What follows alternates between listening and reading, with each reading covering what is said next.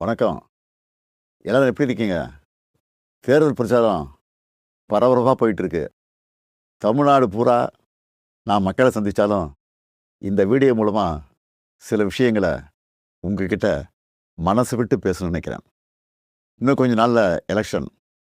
இந்த சமயத்துல எனக்கு ஒரு விஷயம் மைண்ட்ல வருது. 2021ல இதே மாதிரி ஒரு சட்டமன்ற தேர்தல்.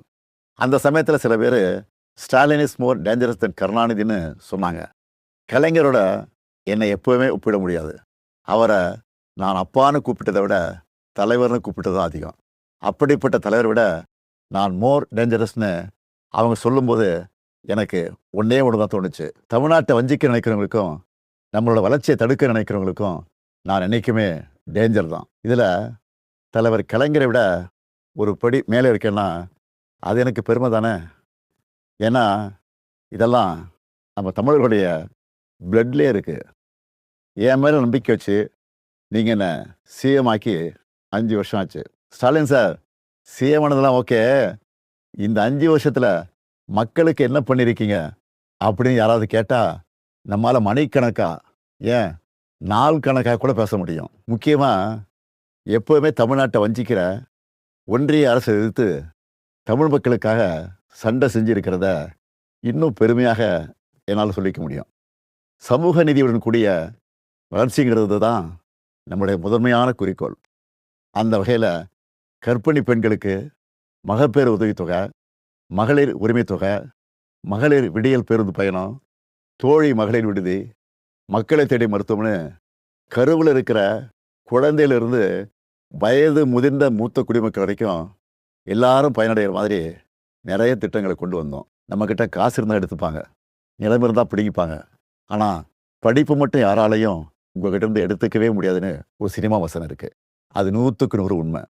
நான் பதவியேற்றதிலிருந்து மாணவர்களை சந்திக்கும் போதெல்லாம் இதே கருத்தை தான் சொல்லிக்கிட்டு இருக்கேன். கல்வி ஒன்று தான் உங்ககிட்ட இருந்து யாரும் திருட முடியாத ஒரே சொத்து.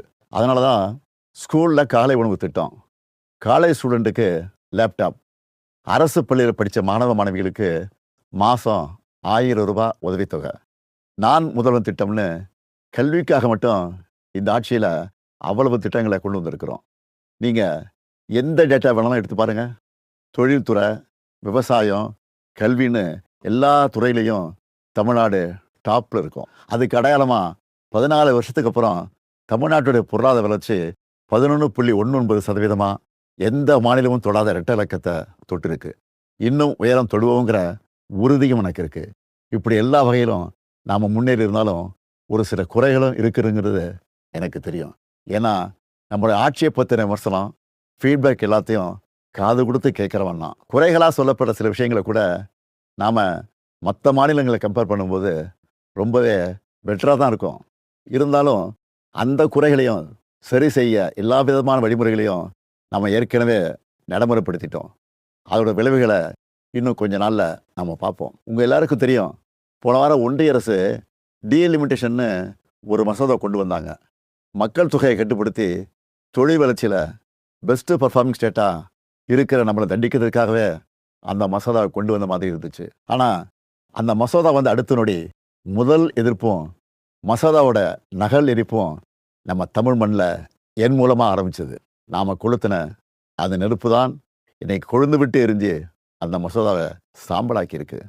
தேர்தல் நடக்கிற இந்த சமயத்தில் இவ்வளவு ஆணவத்தோட நம்மளை வஞ்சிக்க நினைக்கிறாங்கன்னா, இந்த தேர்தலில் அவங்க அடிவருடி எடப்பாடி பழனிசாமி ஜெயிச்சு ஆட்சிக்கு வந்துட்டா என்னென்ன கொடுமைகள்லாம் இங்கே அரங்கேறும்னு நான் சொல்லி உங்களுக்கு தெரிய வேண்டிய அவசியம் இல்லை. பாஜக மாதிரி மதவாத சக்திகள் திமுகவை இந்துக்களுக்கு எதிரான கட்சின்னு பொய்யான ஒரு பிரச்சாரத்தை பண்ணிக்கிட்டு இருக்காங்க. திமுக ஒருபோதும் இந்துக்களுக்கு எதிரான கட்சி அல்ல. எங்கள் ஆட்சியில் தான் ஆயிரக்கணக்கான கோவில்களுக்கு குடமுழுக்கு பண்ணியிருக்கிறோம்.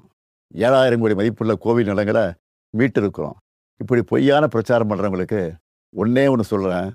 60 வருஷமாக திராவிட கட்சிகள் ஆளுகிற தமிழ்நாட்டில் தான் இந்தியாவிலே அதிகமான கோவில்கள் இருக்குது. இன்றைக்கி அதிமுகங்கிற அடிமை கட்சிக்கு ஓனர் பாஜக. அவங்க ஆட்சி செய்கிற மாநிலங்களில் கிறிஸ்துமஸ் அன்னைக்கு சர்ச்சில் பூந்து கலவரம் பண்ணுறது, புல்டோசர் வச்சு இஸ்லாமிய மக்களோட வீடுகள் இடிக்கிறதுன்னு எவ்வளவோ கொடுமைகள் பண்ணுறாங்க. இதெல்லாம் தெரிஞ்சும் எடப்பாடி அவங்க காலில் விழுந்து கிடக்கிறாரு. ஆனால் சிறுபான்மை மக்களுக்கு ஒரு பிரச்சனைன்னா என்றைக்குமே நாங்கள் களத்தில் நிற்போம். அவங்க உரிமைகளுக்காக போராடுவோம். 1975 மிசாங்கிற ஒரு போரை அன்றைய ஒன்றிய அரசு நடத்தினப்போ அதை எதிர்த்து போரிட்டு வந்தான் இந்த ஸ்டாலின். அப்போ நான் ஒரு இளைஞன், கலைஞரின் மகன். இன்னைக்கு நான் அப்பா ஸ்தானத்தில் இருக்கிறேன்.